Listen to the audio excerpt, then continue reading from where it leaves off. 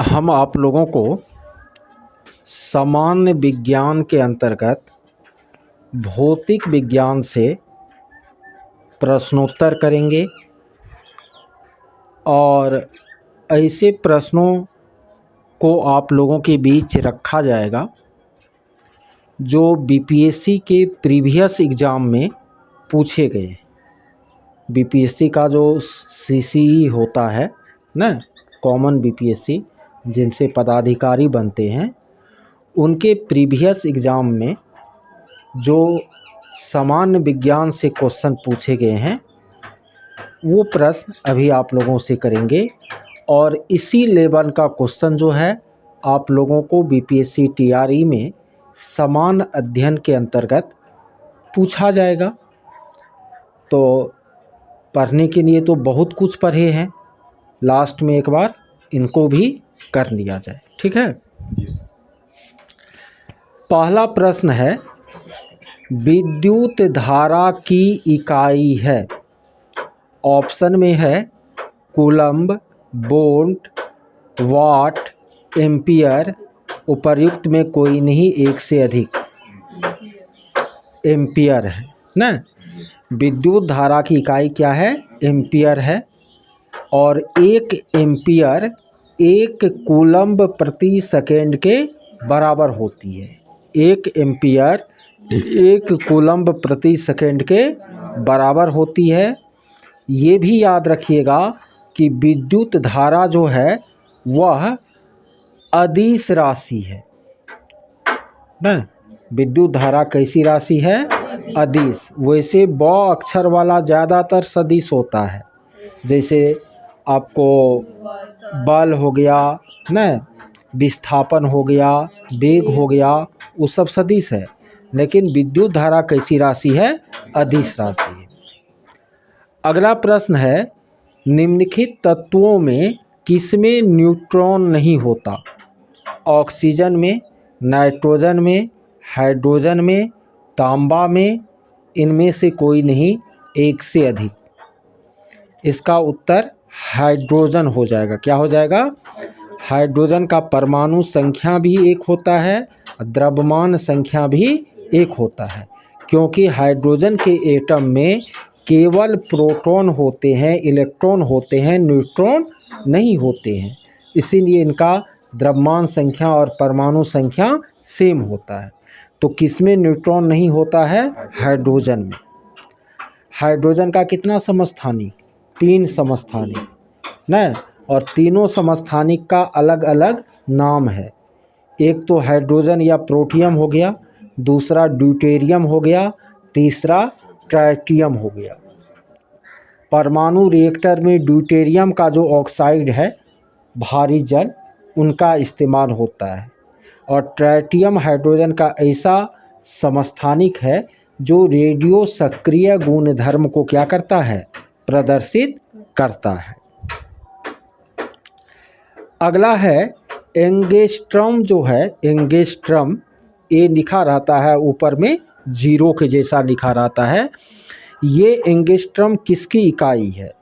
पहला ऑप्शन है तरंग दैर्घ्य का, दूसरा है ऊर्जा का, तीसरा है आवृत्ति का, चौथा है वेग का। किसका है? तरंग दैर्घ्य का। एक एंगस्ट्रॉम 10⁻⁻10 मीटर के बराबर होता है। और एंगस्ट्रॉम किसका मात्रक है? तरंग दैर्घ्य का। प्रकाश वर्ष किसका मात्रक है? ये भी याद है कि नहीं? ये दूरी का मात्रक है। एक प्रकाश वर्ष, ठीक है, 9.46 गुना 10⁻15 मीटर। यदि किलोमीटर रहेगा तो 10⁻12 किलोमीटर के बराबर होती है। और प्रकाश वर्ष से बड़ा मात्रक कौन है? पारसेक है कि नहीं? घड़ी में प्रयोग होने वाले क्रिस्टल क्या होते हैं? कौन सा यौगिक होता है? घड़ी में प्रयोग होने वाला जो कार्ट्ज क्रिस्टल है, कार्ट्ज क्रिस्टल, वो आपको सिलिकॉन डाइऑक्साइड होता है। क्या होता है? घड़ी में प्रयुक्त होने वाला क्वार्ट्ज क्रिस्टल जो है वह सिलिकॉन डाइऑक्साइड होता है। अगला है, निम्नलिखित में कौन सी मूल भौतिक राशि है? बल, वेग, विद्युत धारा, कार्य। क्या होगा उत्तर? कुछ भी आप लोगों को साइंस का याद नहीं है। मूल या आधारी भौतिक राशि कै गो है? 7 गो है। लंबाई, द्रव्यमान, समय, लंबाई, द्रव्यमान, समय, विद्युत धारा, तापमान, न ज्योति तीव्रता, विद्युत धारा, तापमान, ज्योति तीव्रता और पदार्थ की मात्रा। ये 7 आपको मूल भौतिक राशि है। लंबाई का मात्रक क्या होता है? मीटर होता है। द्रव्यमान का किलोग्राम, समय का सेकेंड, ताप का एसआई मात्रक केल्विन, विद्युत धारा का एम्पियर, ज्योति तीव्रता का कैंडेला और पदार्थ की मात्रा का मोल। ये 7 आपको मूल या आधारी भौतिक राशि है। उसके बाद सारा का सारा क्या है? व्युत्पन्न है। वैसे संपूरक राशि 2 गो होता है न, एक होता है आपको वही ठोस कोण और घन कोण, रेडियन और स्टेरेडियन न। उसके बाद जितना भी भौतिक राशि है, बल, तल, ये सब क्या है? व्युत्पन्न भौतिक राशि है। अगला है, ओम मीटर किसका मात्रक होता है? देखिए, ओम मीटर जो है प्रतिरोधकता का मात्रक होता है। प्रतिरोध का मात्रक ओम होता है। अब प्रतिरोधकता या विशिष्ट प्रतिरोध का मात्रक ओम मीटर होता है ना। प्रतिरोध का मात्रक ओम होता है और प्रतिरोधकता या विशिष्ट प्रतिरोध का मात्रक ओम मीटर होता है। हर्ट्ज में किस चीज़ को मापा जाता है? आवृत्ति को, ध्वनि की आवृत्ति को हर्ट्ज में मापा जाता है। 1 हर्ट्ज 1 प्रति सेकेंड के बराबर होती है। मनुष्य जो है 20 हर्ट्ज से 20,000 हर्ट्ज तक की ध्वनि को सुन सकता है ना। विद्युत शक्ति का मात्रक क्या होता है? विद्युत शक्ति का मात्रक वाट होता है। 1 वाट जो है 1 जूल प्रति सेकेंड के बराबर होता है। 1 सेकेंड में 1 जूल कार्य हो ना, तो कहा जाएगा कि उसकी शक्ति कितनी है? 1 वाट है। जिस प्रकाश को हम देख पाते हैं, बयानी पिलाला दृश्य स्पेक्ट्रम, उसको क्या कहते हैं? दृश्य स्पेक्ट्रम का तरंग दैर्घ्य का सीमा क्या है? कहाँ से कहाँ तक होता है? तो इनका उत्तर होगा कि इनके तरंग दैर्घ्य की जो सीमा होती है वह 3900 से 8600 एंगस्ट्रम के बीच होती है न। हालांकि एक्चुअल होता है आपको 3200 से 8600, लेकिन नासा इसको माना है कहाँ से कहाँ तक? 3900 से 8600 न एंगस्ट्रम। किसमें? एंगस्ट्रम में दृश्य स्पेक्ट्रम की तरंग दैर्घ्य होती है। अगला है कि 2 कैंडेला का एक समदिक स्रोत जितना प्रकाश फ्लक्स पैदा करता है वह कितना होता है? तो देखिए, ज्योति फ्लक्स का ऐसा मात्रक क्या होता है? ल्यूमेन होता है। क्या होता है? ल्यूमेन। और ज्योति फ्लक्स को एफ से प्रदर्शित किया जाता है। एफ बराबर होता है 4 पाई आई। क्या होता है? 4 पाई आई। तो यहाँ कह रहा है कि 2 कैंडेला का एक समदिक स्रोत जितना प्रकाश फ्लक्स पैदा करता है वह कितना होगा? तो 4 पाई से गुना कर देंगे, तो 4 दूनी 8 पाई ना। यदि 3 पाई रहता तो 4 तिया 12 पाई। 3 कैंडेला रहता तो प्रकाश फ्लक्स कितना हो जाता? 12 पाई हो जाता। आर्द्रता किससे मापा जाता है? आर्द्रता जो है हाइग्रोमीटर से, हाइग्रो HYGRO। घनत्व जो है हाइड्रोमीटर से न। जल का घनत्व या द्रवों का घनत्व जो है न, लिक्विड का जो डेंसिटी है वह हाइड्रोमीटर से मापा जाता है। और जो आर्द्रता है वह हाइग्रोमीटर से मापा जाता है। किससे? हाइग्रोमीटर से। आप लोग याद रखिएगा, बल, वेग, विस्थापन, त्वरण, संवेग। बल, वेग, विस्थापन, त्वरण, संवेग। बल, वेग, विस्थापन, त्वरण, संवेग। बल, वेग, विस्थापन, त्वरण, संवेग। ये सब सदिश राशि है। क्या है? आयतन, दाब, चाल, दूरी, विद्युत धारा, ना, ये सब आपको कैसी राशि है? अदिश राशि है। ठीक है। यदि धरती के घूमने की गति को बढ़ा दिया जाए, यानी घूर्णन गति को क्या कर दिया जाए? धरती तेजी से घूमने लगे अपने अक्ष पर, तो भूमध्य रेखा पर पिंड का वजन, भूमध्य रेखा पर किसी पिंड के वजन पर क्या प्रभाव पड़ेगा? यदि धरती बहुत तेज घूमने लगे पहले से, तो भूमध्य रेखा पर पिंड के वजन में क्या अंतर आएगा? तो भूमध्य रेखा पर पिंड का वजन घट जाएगा। धरती यदि बहुत तेज क्या करने लगे? घूमने लगे, तो भूमध्य रेखा या विषुवत रेखा पर पिंड का वजन क्या होगा? घट जाएगा। निम्नलिखित में कौन सा, बीपीएससी में भी जो क्वेश्चन पूछा है टीचर वाला में, वो सब भी इसमें दिया हुआ है। निम्नलिखित में कौन सा न्यूटन के गति के तीसरे नियम का उपयोग करता है? 11th-12th में समान अध्ययन में पूछा था। निम्नलिखित में कौन सा न्यूटन के गति के तीसरे नियम का उपयोग करता है? तीरंदाजी, अंतरिक्ष रॉकेट, वेंचुरी मीटर, उपर्युक्त में एक से अधिक, कोई नहीं। तीरंदाजी, जितना तेजी से छोड़िएगा उतना ही वो पीछे की तरफ भागता है ना। प्रत्येक क्रिया के बराबर और विपरीत प्रतिक्रिया होती है, वही दिमाग लगाने की विधि है ना। वो संवेग संरक्षण का सिद्धांत हो गया। रॉकेट जो है संवेग संरक्षण के सिद्धांत पर काम करता है। बंदूक जो आप चलाते हैं या तीरंदाजी जो करते हैं, ये आपको न्यूटन के तीसरे गति नियम पर आधारित है।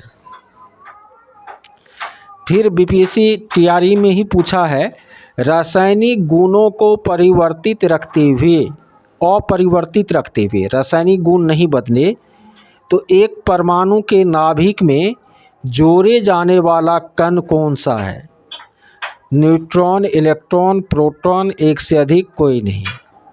रासायनिक गुण तब बदलेगा जब इलेक्ट्रॉन या प्रोटॉन की संख्या में बदलाव होगा। न्यूट्रॉन की संख्या में परिवर्तन से रासायनिक गुण जो है वो नहीं बदलता है। ठीक है। तो रासायनिक गुणों को अपरिवर्तित रखते हुए एक परमाणु के नाभिक में कौन सा कण जोड़ा जा सकता है? तो उत्तर क्या हो जाएगा? न्यूट्रॉन हो जाएगा ना। एक वस्तु का भार पृथ्वी पर मापने पर 100 न्यूटन आता है, तो चंद्रमा पर कितना हो जाएगा? 1/6। 100 का 1/6 16.7 न्यूटन के बराबर हो जाएगा। किस प्रकाश का तरंग दैर्घ्य सबसे कम और किसका सबसे ज़्यादा होता है?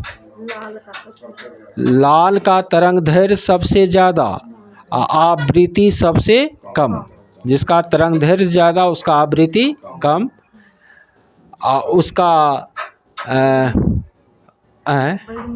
हाँ, बैगनी का तरंग दैर्घ्य सबसे कम और आवृत्ति सबसे ज़्यादा ना। जिसका तरंग दैर्घ्य कम होगा उसका विचलन ज़्यादा होगा, उसका विचलन क्या होगा? तो बैगनी का तरंग दैर्घ्य सबसे कम होता है, आवृत्ति सबसे ज़्यादा होता है, विचलन भी सबसे ज़्यादा होता है। लाल जो ऊपर में रहता है उसका तरंग दैर्घ्य सबसे अधिक ना, और आवृत्ति सबसे कम, अब विचलन भी क्या होता है? सबसे कम होता है। साबुन का जो पानी है ना, वो बुलबुला रंगीन जो दिखता है किसके कारण? प्रकाश के व्यतिकरण के कारण।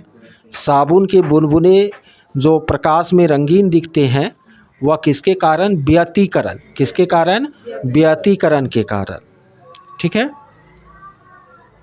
हमेशा याद रखिएगा कि बाल्टी में डूबा हुआ छड़ी टेढ़ा दिखता है या सिक्का ऊपर उठा प्रतीत होता है, ये सब अपवर्तन के कारण।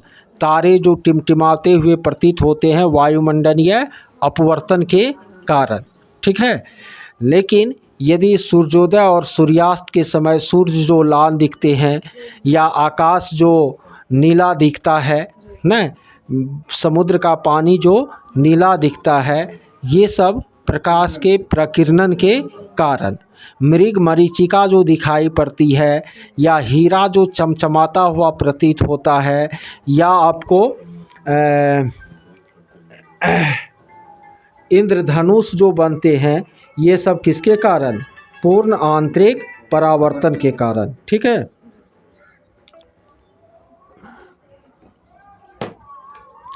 अच्छा ये बताइए, यदि कोई ठोस बिना द्रव में बदले सीधे गैस में बदल जाए तो इस क्रिया को क्या कहते हैं? ऊर्ध्वपातन कहते हैं। मोम का, कपूर का, नेफ्थलीन का, नौसादर या अमोनियम क्लोराइड का, इस सब का क्या होता है? ऊर्ध्वपातन होता है। अच्छा, वह ताप बिंदु जिस पर ठोस, द्रव और गैसीय अवस्था एक साथ रह सकती है उसे क्या कहते हैं? वह ताप बिंदु जिस पर ठोस, द्रव और गैसीय अवस्थाएं एक साथ रह सकती है उसको कौन सा बिंदु कहते हैं? क्वथनांक कहते हैं, गलनांक कहते हैं, हिमांक कहते हैं, त्रिक बिंदु कहते हैं।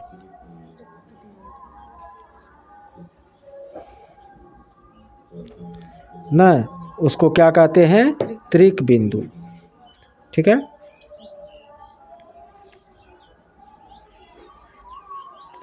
अच्छा, जल का जो त्रिक बिंदु है, जल का त्रिक बिंदु वह कितना होता है? 0.01 डिग्री सेल्सियस। जल का त्रिक बिंदु कितना होता है? 0.01 डिग्री सेल्सियस। कॉस्मिक किरणें जो है आवेशित है कि अनावेशित कण है? कॉस्मिक आवेशित कण है। कैसा कण है? आवेशित। अच्छा, 2G स्पेक्ट्रम सुनते होंगे, इसमें G का मतलब क्या है? अभी 5G आ गया है मोबाइल न, 4G अभी बहुत फास्ट काम कर रहा है। ये जो कैपिटल G है, 5G, 4G, 2G, उसमें G का मतलब क्या होता है? जेनरेशन। G का मतलब क्या होता है? जेनरेशन। रडार का आविष्कार किसने किया था? रडार का आविष्कार किसने किया था? रडार का आविष्कार जो है रॉबर्ट वाटसन ने किया था। रडार का आविष्कार किसने किया था? रॉबर्ट वाटसन ने न। द्वितीय विश्व युद्ध में इसका भरपूर प्रयोग हुआ था। गॉड पार्टिकल किसको कहा जाता है? हिग्स बोसोन को, हिग्स बोसोन को गॉड पार्टिकल कहा जाता है न।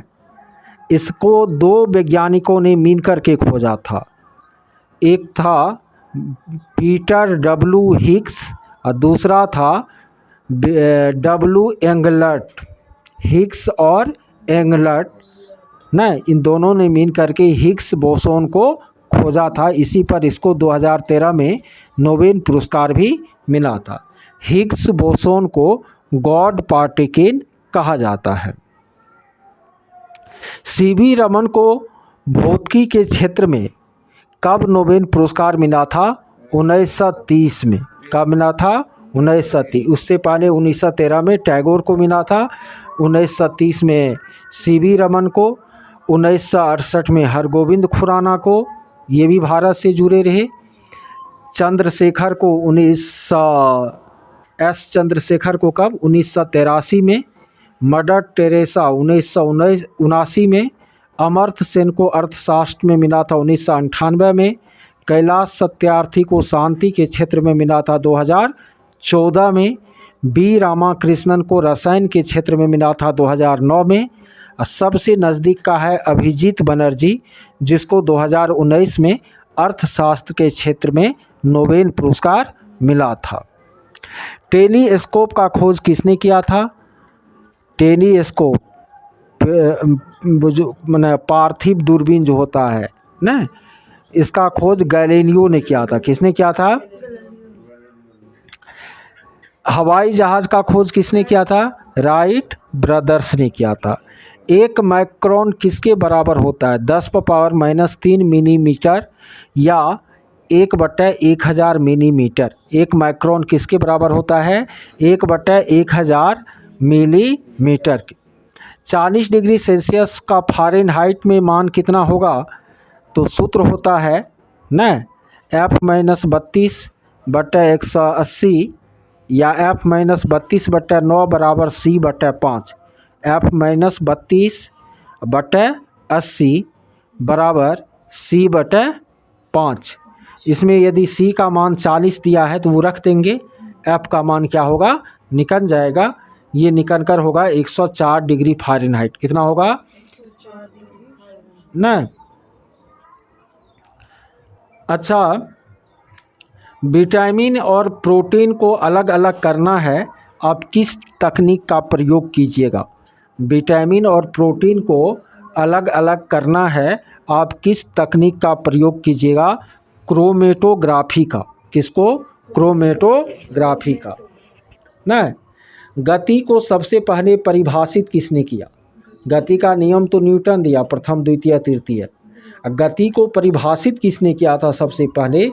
गैलीलियो ने। गति को सबसे पहले परिभाषित किसने किया? गैलीलियो ने।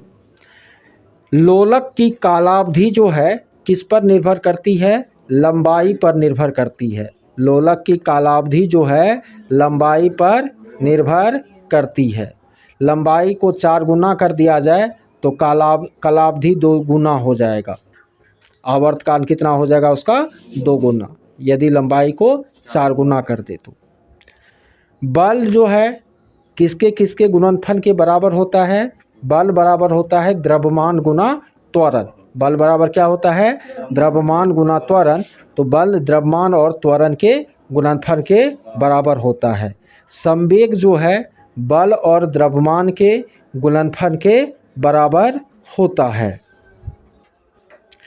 अलग अलग द्रव्यमान की 2 वस्तु चंद्रमा की सतह के पास स्वतंत्र रूप से गिरती है तो उनका वेग हमेशा एक जैसा रहेगा, कभी घटेगा कभी बढ़ेगा, द्रव्यमान पर निर्भर करेगा। क्या होगा? हमेशा एक ही वेग होगा न, चाहे चंद्रमा पर गिरे कि पृथ्वी पर न। ऊपर से स्वतंत्र रूप से 2 वस्तु एक साथ आप गिराइएगा, चाहे उसका वजन कुछ भी हो, लेकिन वेग क्या होगा? एक ही होगा न। वॉशिंग मशीन जो है वह किस सिद्धांत पर काम करता है? अपकेंद्रीय सिद्धांत पर। अपकेंद्रण के सिद्धांत पर वॉशिंग मशीन काम करता है। संवेग और वेग का अनुपात जो है वह द्रव्यमान कहलाता है। संवेग और वेग का अनुपात क्या कहलाएगा? द्रव्यमान। अच्छा,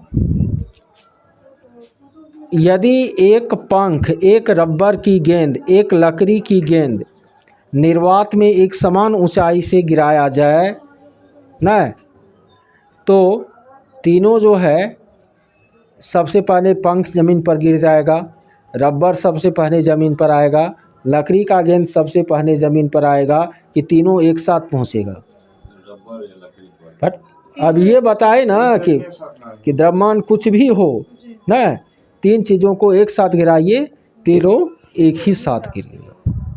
ठीक है।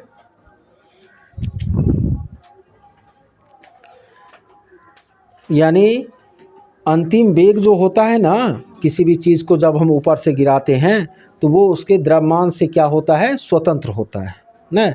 तो कुछ भी द्रव्यमान हो, तीनों क्या होगा? एक ही साथ नीचे गिरेगा। निम्नलिखित में किसके बीच से जाते हुए प्रकाश की गति न्यूनतम होगी? कांच में, निर्वात में, जल में, वायु में? कांच में। न्यूनतम किस में होगा न? प्रकाश का वर्ण विक्षेपण किसके द्वारा संभव है? उत्तल लेंस के द्वारा, अवतल लेंस के द्वारा, साधारण दर्पण के द्वारा, प्रिज्म के द्वारा? प्रिज्म के द्वारा ना। अच्छा, 20 सेमी फोकस दूरी वाले एक उत्तल लेंस की सतह पर सफ़ेद घोरे का प्रतिबिंब बनाने के लिए बड़ी संख्या में काले रंग की पतली पट्टी बनाई जाती है ना। 20 सेमी फोकस दूरी के एक उत्तल लेंस की सतह पर सफ़ेद घोरे का प्रतिबिंब बनाने के लिए उस पर जो है, हाँ हेलो, हाँ कहिए।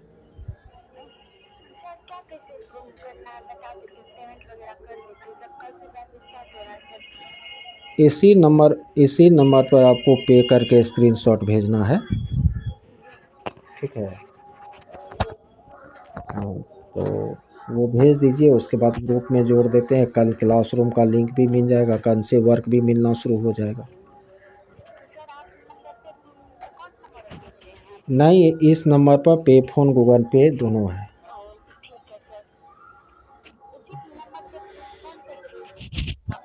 हाँ हाँ, दोनों में से किसी पर। हाँ हाँ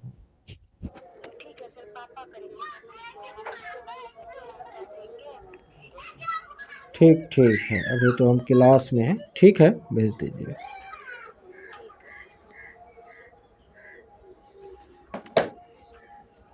हम्म 20 सेमी फोकस दूरी के एक उत्तल लेंस की सतह पर सफ़ेद घोरे का प्रतिबिंब बनाने के लिए बड़ी संख्या में काले रंग की पतली पट्टियां बनाई जाती है। वह प्रतिबिंब कैसा होगा? तो वह कम चमक वाला एक घोरा होगा। क्या होगा? कम चमक वाला एक घोरा। ध्वनि की तीक्ष्णता जो है किस पर निर्भर करती है? ध्वनि के वेग पर, ध्वनि के आयाम पर, ध्वनि के तरंगदैर्घ्य पर?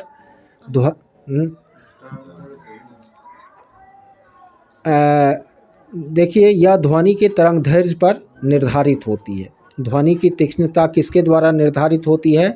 ध्वनि के तरंगदैर्घ्य पर। कौन सा फोटो इलेक्ट्रिक उपकरण डिजिटल अनुप्रयोग के लिए सबसे अच्छा है? कौन सा फोटो इलेक्ट्रिक उपकरण डिजिटल अनुप्रयोग के लिए सबसे अच्छा है? Photodiode, photovoltaic cell, photo उत्सर्जक। फोटो वोल्टिक सेल क्या हो जाएगा? Photovoltaic cell. निम्नलिखित में कौन सा फोटो इलेक्ट्रिक उपकरण डिजिटल अनुप्रयोगों के लिए उपयुक्त है? तो photovoltaic cell. Ball bearing का उपयोग स्थैतिक घर्षण को निम्नलिखित में से किसमें परिवर्तित करने के लिए किया जाता है? स्टैटिक को लोटनिक घर्षण या रोलिंग घर्षण में बदलने के लिए बॉल बेयरिंग का प्रयोग किया जाता है। फुटबॉल के खेल में एक गोलकीपर फुटबॉल के गोल को पकड़ने के लिए हाथ को पीछे की तरफ खींचता है। यह गोलकीपर को किस प्रकार सक्षम बनाता है? तो होता क्या है, जब हाथ पीछे खींचता है तो समय अंतराल बढ़ जाता है, तो इससे क्या होता है, बल का मान घट जाता है और उस गोलकीपर को क्या होती है? चोट कम लगती है। क्या लगती है? यानी संवेग परिवर्तन की दर कम हो जाती है और उसको चोट कम लगती है ना।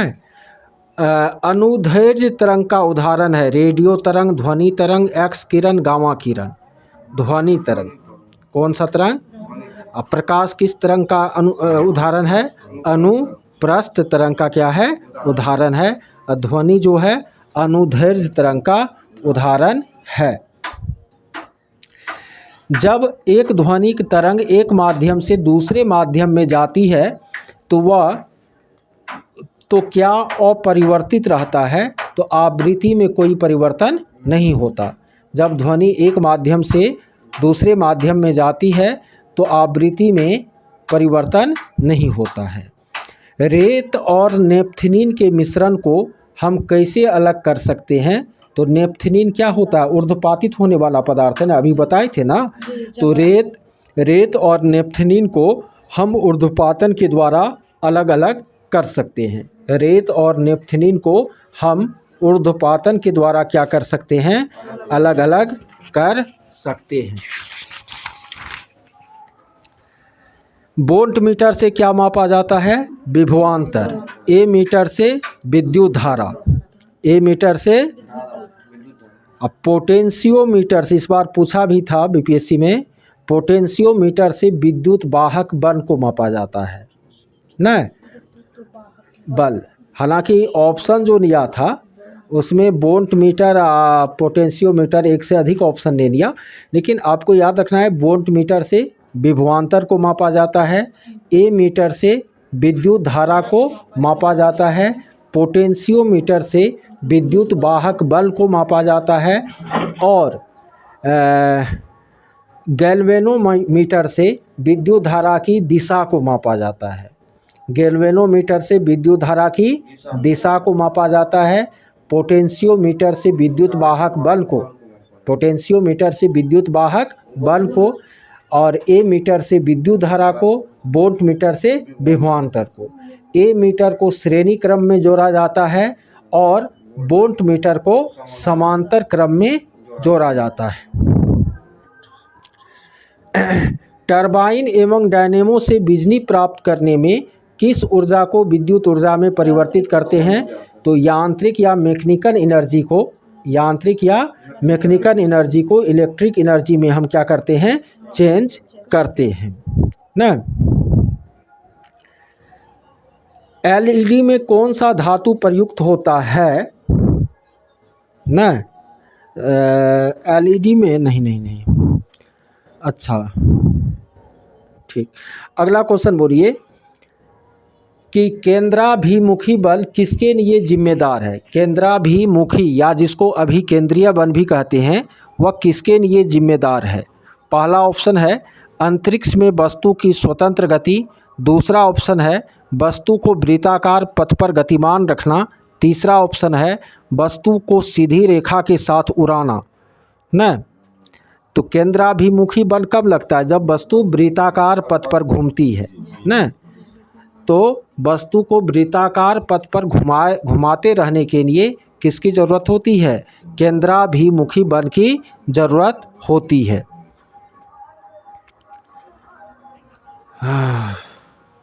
अब अभी क्या हुए, थक गए, लेकिन ये अंतिम जो 4-5 दिन है, इसमें इस बुक से यदि हम सारे विषय का रिवीजन करा देंगे